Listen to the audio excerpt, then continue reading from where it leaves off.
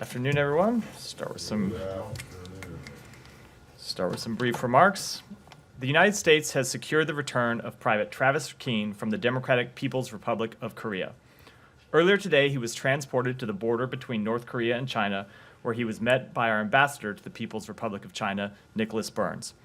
He then boarded a State Department OpMed plane and flew from Dandong, China to Shenyang, China, and then on from Shenyang to Osan Air Force Base in South Korea, where he was transferred to the Department of Defense. We appreciate the professionalism of our diplomats who worked with their counterparts at the Department of Defense and coordinated with the governments of Sweden and the People's Republic of China, and we thank Sweden and the People's Republic of China for their assistance in facilitating that transfer.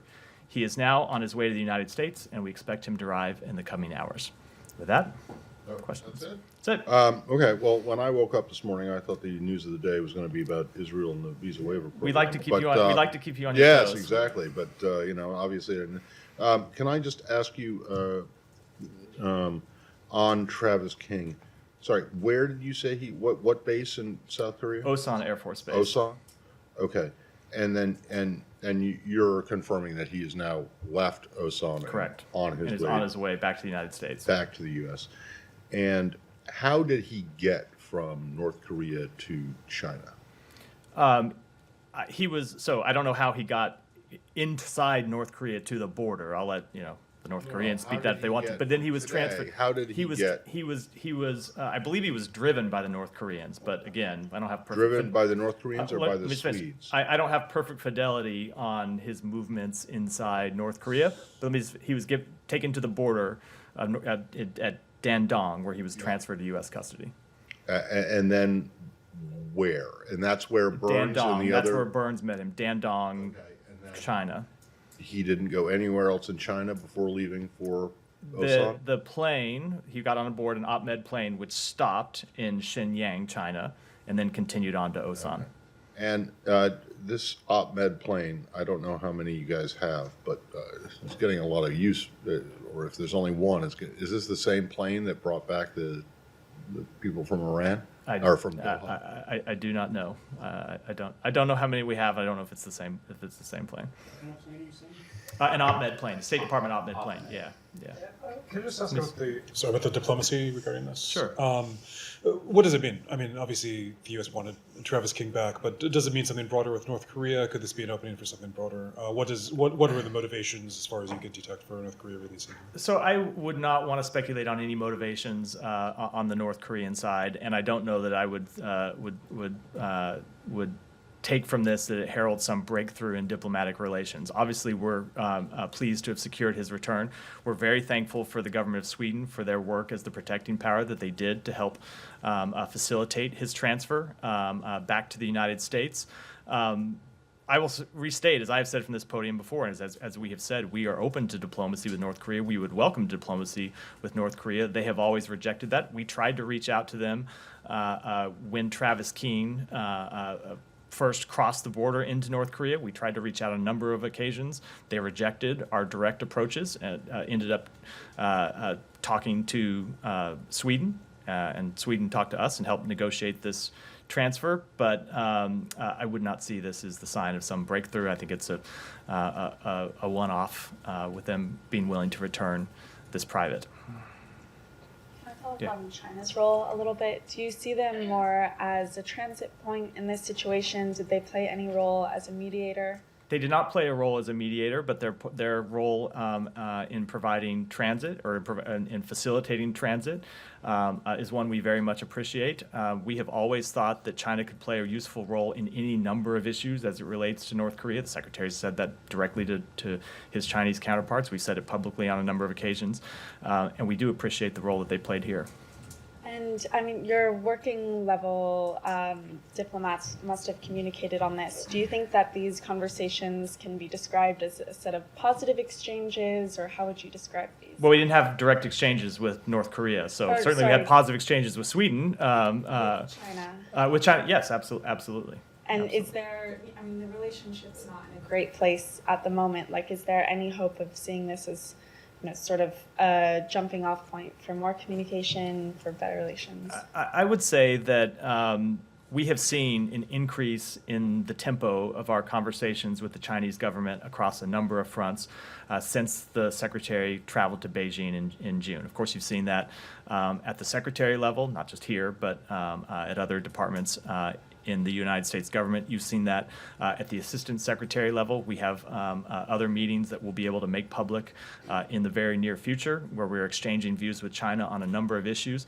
And we do think there is an opening to work with China. I think you saw that the Department of Commerce or the Department of Treasury just announced new working groups on economic issues, and we continue to pursue ways to work with them on stopping the trafficking of fentanyl, on returning United States detainees. So anytime we can work together on areas that advance U.S. interests or that address shared concerns, we see that as a positive and hope that it will lead to more work together.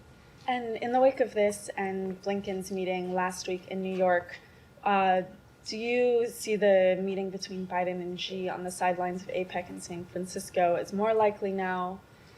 I wouldn't want to say more likely, less likely. It's always tough to make those assessments from here, really from anywhere, with any degree of accuracy, because there are two parties at work here. I will just reiterate what we have said, which is that we think there's no substitute for leader-to-leader communication. The potential for a meeting between the two leaders is something that Secretary Blinken discussed with the Chinese Vice President last week at UNGA in New York. We believe it would be important to have that meeting, and we hope it will take place, but we don't have anything to announce yet. Let me go to Alex first. Thank you.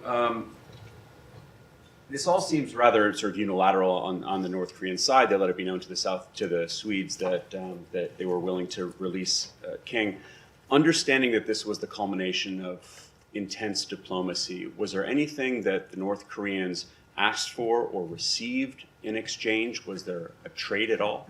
I am not aware of them asking for anything. Doesn't mean that they didn't, but I'm not aware if they did. I'm just not aware whether they did or did not ask for anything. We did not give them anything. We made no concessions as a part of securing his return. Do you have any idea why they decided to suddenly expel him? I am going to follow my general rule here and not try to get into the heads of foreign governments, and certainly not that one. Jen, go ahead. Thank you. Travis King voluntarily chose the North Korea. What punishment will he face when he comes home? I would refer you to the Department of Defense for that question. He is an active member of the military, and that's a question they'll have to speak to. The violations for I'm sorry? He had the violations of U.S. laws. He's active militaries. Again, I'm going to refer that to the Defense Department, who would be the agency that would speak to that question. Yeah, one more. One more, North Korea. North Korea's ambassador to United Nations, Sung Kim, said that the nuclear war on the Korean Peninsula was imminent and blamed the United States and South Korea. How would you comment on this? We would obviously find those remarks irresponsible, as we find any number of statements that North Korea makes threatening its neighbors or raising tensions in the region. And I will say we will continue to work with our partners in the region, the Republic of Korea, Japan, to ensure their security and prevent North Korea from taking such aggressive actions. Go back. Go back. So after the news of Travis King, do you think communicate with DPRK is getting more easier to compare to before? Do I think what? What was the? Communication to North Korea getting more easier to compare to before? No, I wouldn't say that, given that, as I just said, they refused all of our attempts to communicate with them over this matter. They have always had communications with other governments, and we found it possible to communicate with them through Sweden, which, as I said, is our protecting power. But I don't think, as I said, I think in response to an earlier question, I do not see this as a sign of any diplomatic breakthrough that will have implications for other issues, other areas of concern we have with the DPRK regime. Thank you. Yeah, that'd be- Thank you.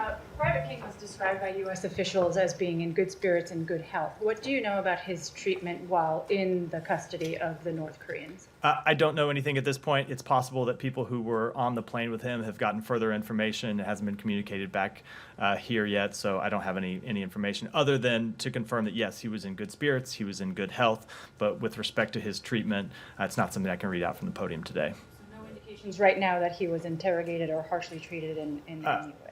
I would certainly imagine that he was interrogated. That would be consistent with past DPRK practice with respect to detainees, but I don't have any readout from his conversations with the people on the plane with him or the people that he met at Osan Air Force Base.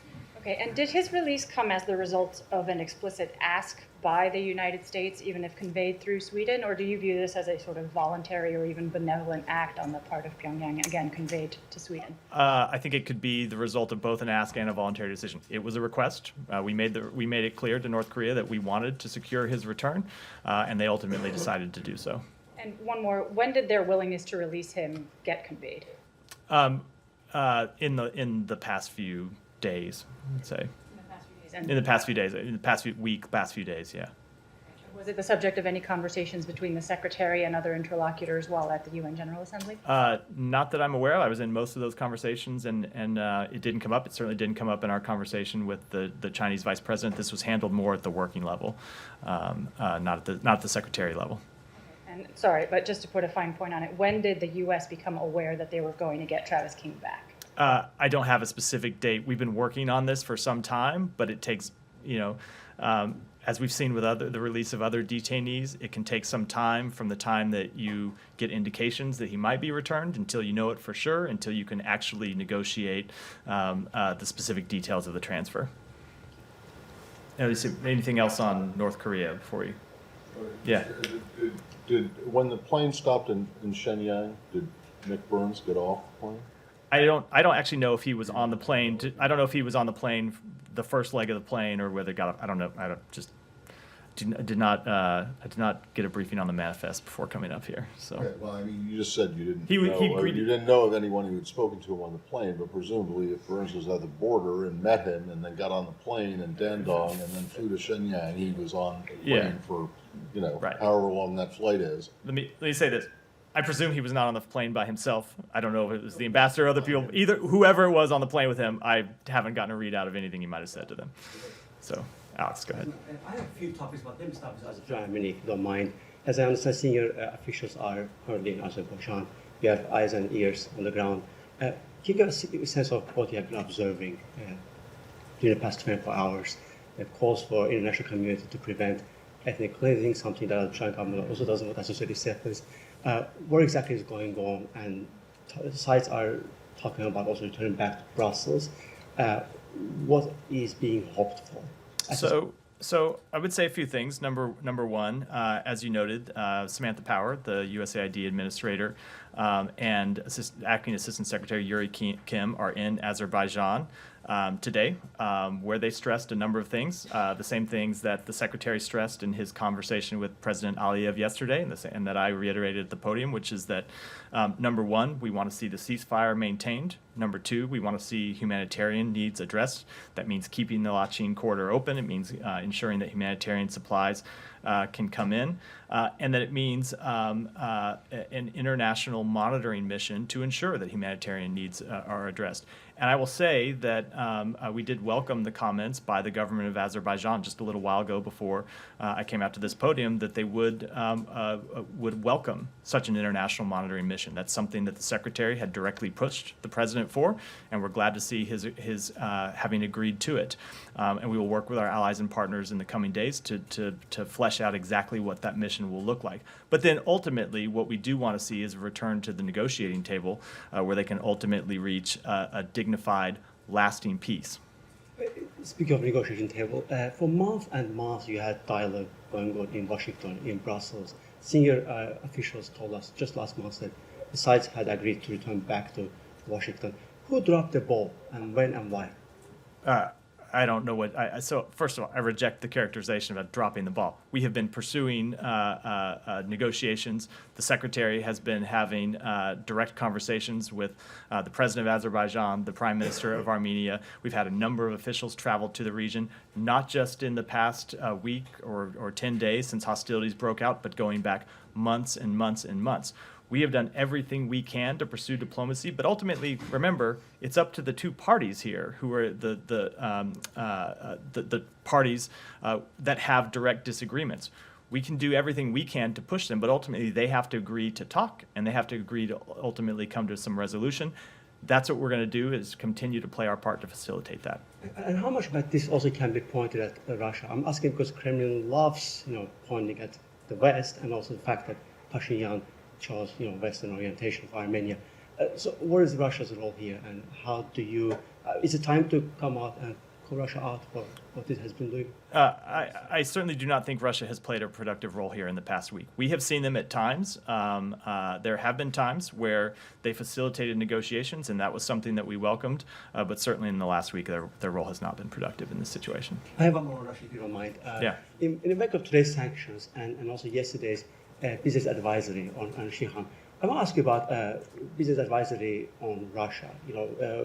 It's been more than a year and a half that we're into this war. There have been calls, from different sides, Ukrainian business community and diaspora. The fact that you guys still allowing the U.S. companies, business companies, to operate in Russia, some of them have left and returned back and earning money and paying taxes, is not consistent with your policy to isolate Russia, is it?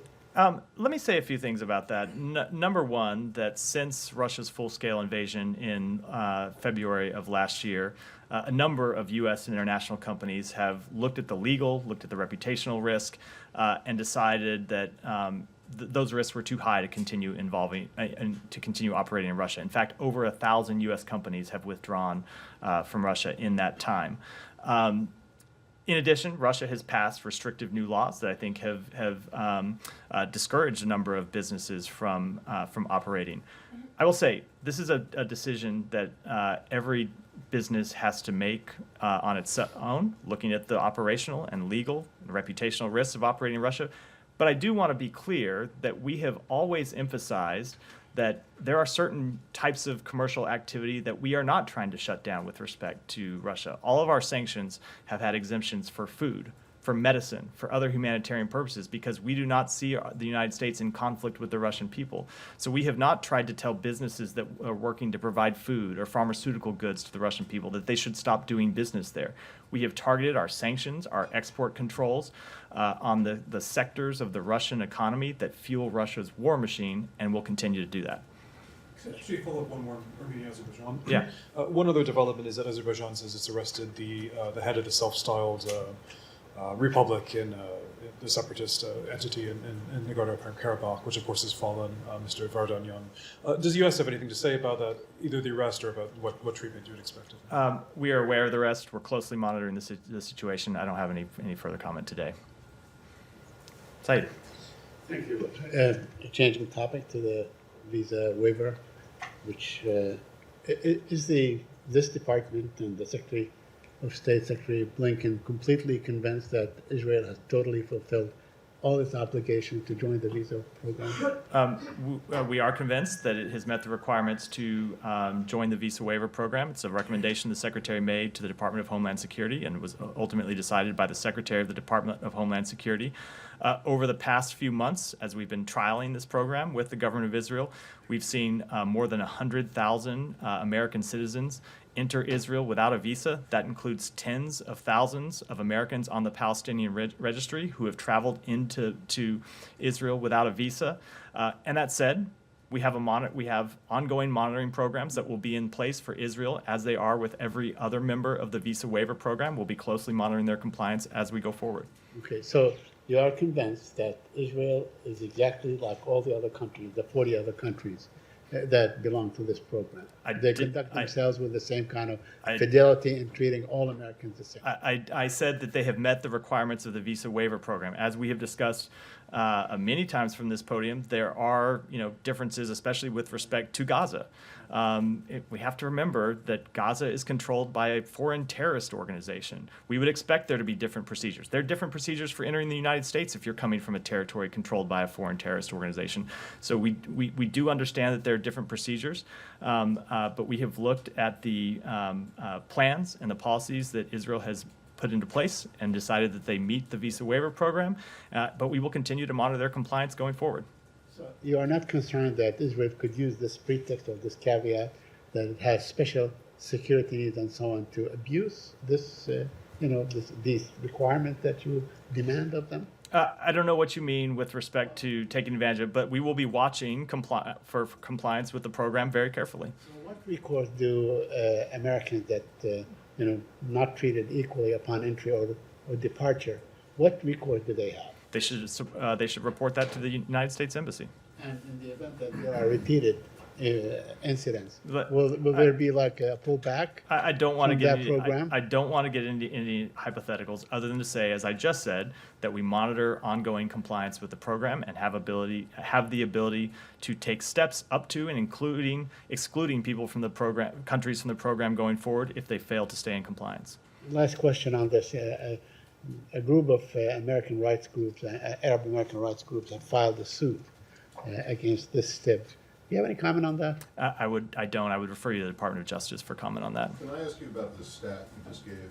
You said, since when more than 100,000 Americans have entered Israel without a visa? Since we started this trial period, which was Yeah, July that's or like all something. Americans, right? That includes like people like me and you. I said over 100,000. Palestinian Americans? No, hold on. Over 100,000 American. Let me just, Matt, that means nothing.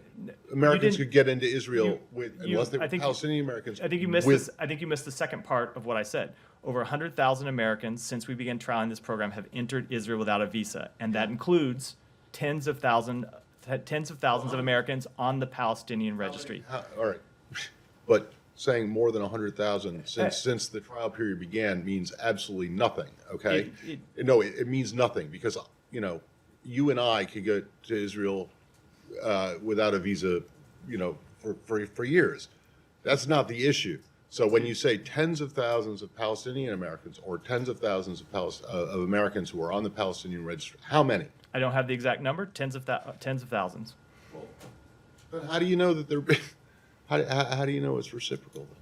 How do you know that this is reciprocity if you can't give an exact number? I'm giving you tens of thousands. I oftentimes walk out here with numbers that are in a range without the exact number. I'll tell you that's down to the decimal point. Well, tell me how many was it before the trial period?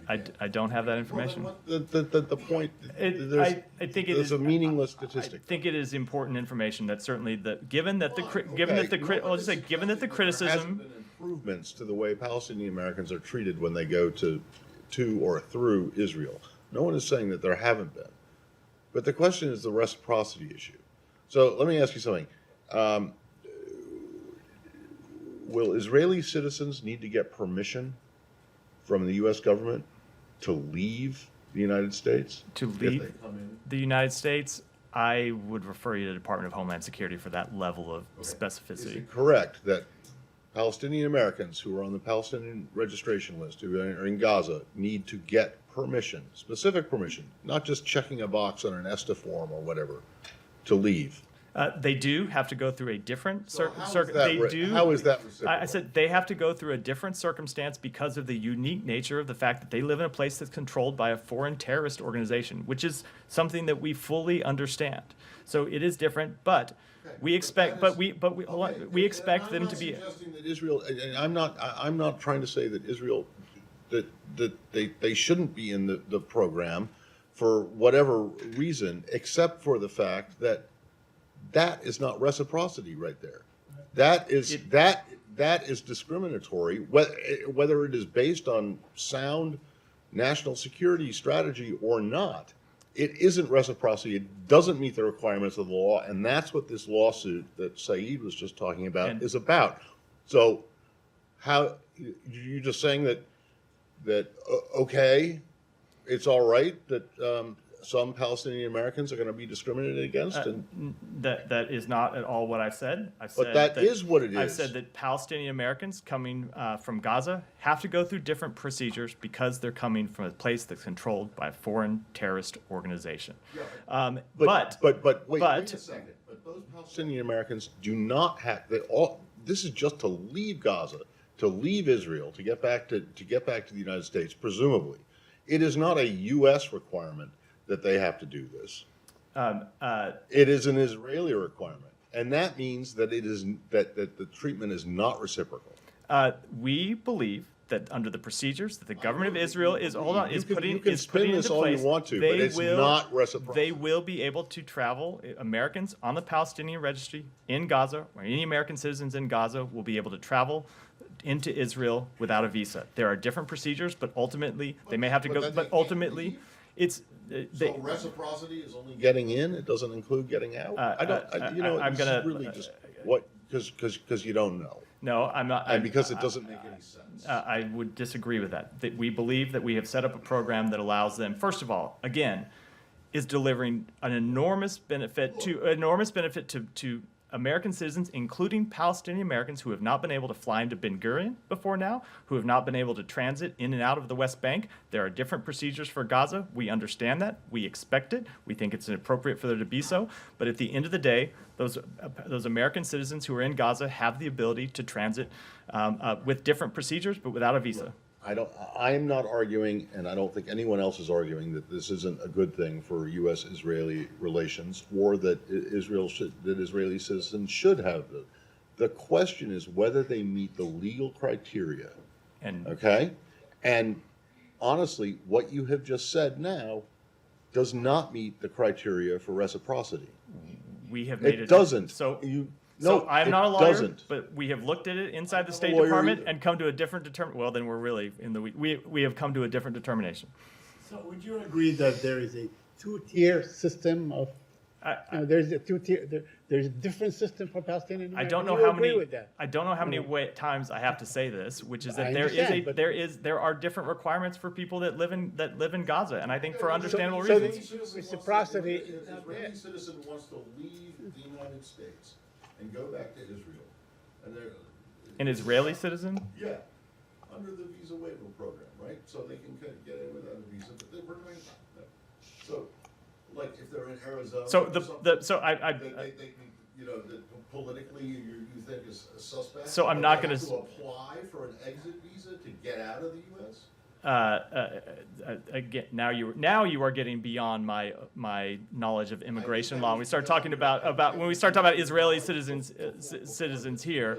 Because I've read the 15-page DHS talking points of it, you know, and they don't address this question. And not only do they not address the question of the Gaza issue and reciprocity, Israel is not even meeting right now the criteria for the West Bank, for Palestinians who are going, Palestinian Americans who are on the registry who are going into the West Bank. Now, yes, it has improved, no doubt. No one's saying it hasn't, but they're not meeting that requirement either. So it's not an issue of whether Israel should get into the program based on it being a partner of the U.S. and a strategic ally in the Middle East. It's a question of whether they meet the legal criteria under the law, and they don't. And what your answers have just said is that they don't meet the criteria, and you're letting them in anyway. That is not at all what I have said. I have said we make the determination that they do, and ultimately we have the ability to monitor this going forward. All right, go ahead. Yeah, when Secretary met his Indian counterpart, Mr. Jaishankar, in New York for the Quad meeting, did he raise the issue of Canadian allegations with the India? Did you raise the issue of what? The Canadian allegations? No, not in that meeting. It was that was not a bilateral meeting. It was a meeting of a number of countries, and it did not come up in that meeting. But we have engaged with our Indian counterparts on this issue and urged them to fully cooperate with the Canadian investigation. And the minister is going to be here in the city this week. The secretary has plans to meet him and raise this issue again. Yep. And what? Will he be raising this issue with Mr. Jaishankar? I don't want to preview the conversations he will have in that meeting, but as we've made clear, we've raised this. We have engaged with our Indian counterparts on this and encouraged them to cooperate with the Canadian investigation, and we continue to encourage them to cooperate. The engagement you had with the Indians, do you see sense of cooperation from them? I'm not going to read it. I'm not going to speak to our private diplomatic conversations. Go ahead. Thank you. Sehun Kim, Global Stratview. Last week, the visit of President Raisi's visit to the United Nations actually carried on a lot of conversation in the public sphere. However, there were incidences where journalists from Iran International were harassed and attacked on the streets by Iranian diplomats. Namely, the Iran International's journalist Kian Amani was directly attacked and harassed by the protocol officer of Raisi, Reza Nagipour.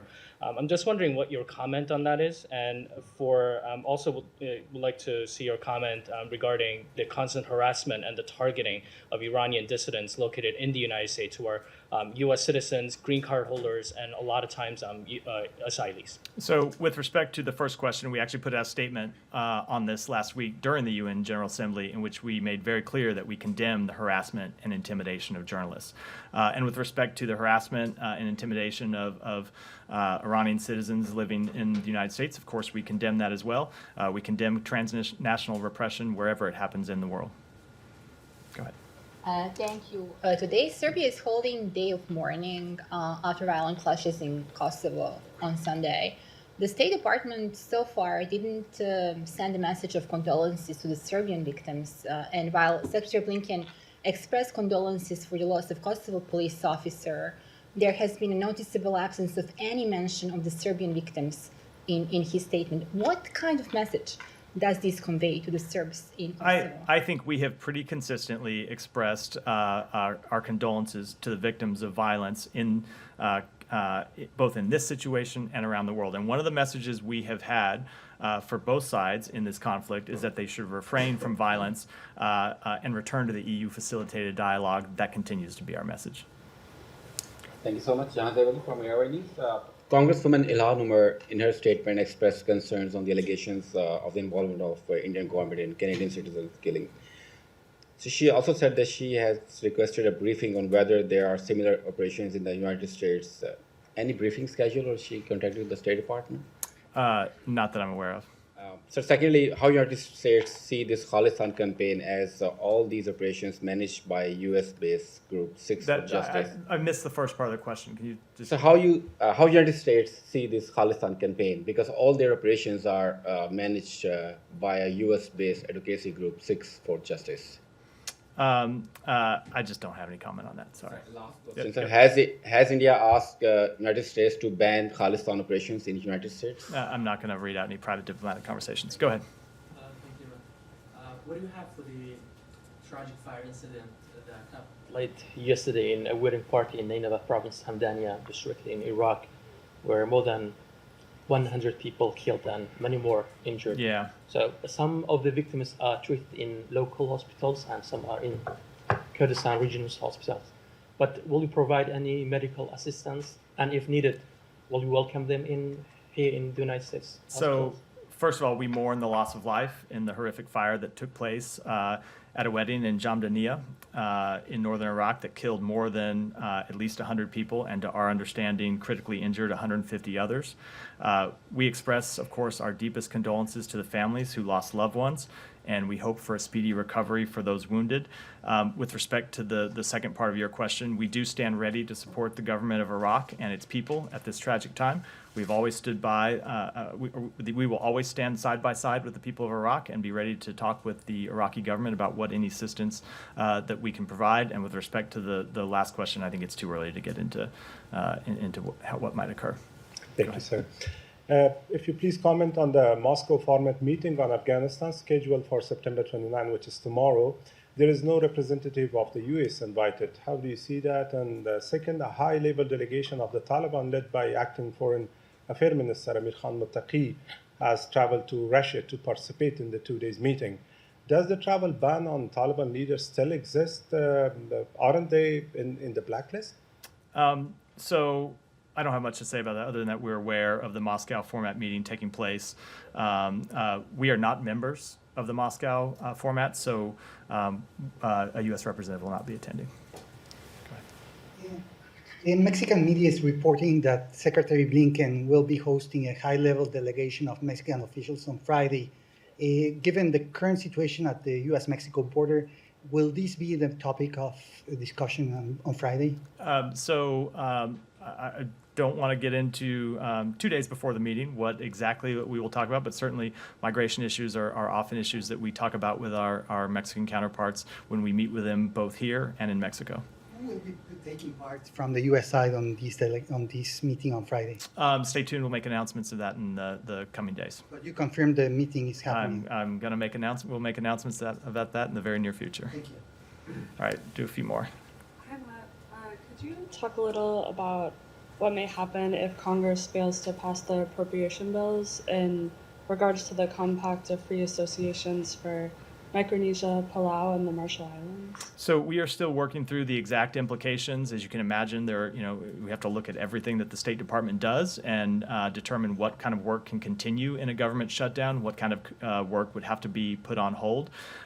We are concerned about the fact that Congress might not do its job and pass appropriations bills to keep the government open, and so we are doing the kind of planning that we have to do to respond to that situation if it occurs, but I'm not at this point ready to talk about what any specific implications might be. Go to the back. After Cambodia's election in July, the U.S. cut off... Whose election? Cambodia. Oh, yeah. The U.S. cut off $18 million in aid in apparent protest, I guess, against the legitimacy of the election. On Friday, Hun Manet, the Prime Minister of Cambodia, met with the acting Deputy Secretary, Victoria Nuland, and the Cambodian government says that aid has been restored. Can you confirm that? And if so, why was that aid restored? Let me take that one back, get you an answer. All right, we'll do last one, Janie. Thank you. On Russia, Russian Air Force plane arrived in Pyongyang this week, and North Korea and Russia are taking steps to realize military cooperations. Any comment on that? How are you concerned about this? Sure. We have spoken to this a number of times and warned that arms discussions between Russia and the DPRK almost certainly continued during Kim Jong-un's trip to Russia, and we believe that they continue as in the aftermath of that trip. We think a burgeoning military relationship between Russia and the DPRK, including additional transfers of weapons from the DPRK to Russia and technology transfers from the DPRK, from Russia to the DPRK, will further undermine the global non-proliferation regime, would be in violation of United Nations Security Council resolutions that Russia itself voted for. And so we would urge the DPRK to abide by what it has said publicly and refrain from supplying arms to Russia. And with that, we'll wrap for today. Thank you.